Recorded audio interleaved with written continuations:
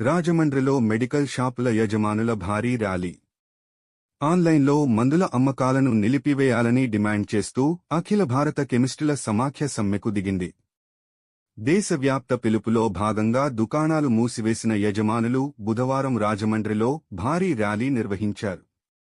ఈ సందర్భంగా నకిలీ మందుల తయారీని అరికట్టాలని, ఆన్లైన్ ఔషధ విక్రయాలను తక్షణమే నిలిపివేయాలని నినాదాలు చేస్తూ నిరసన వ్యక్తం చేశారు. సమ్మె కారణంగా నగరంలో మందుల విక్రయాలు పూర్తిగా స్తంభించాయి.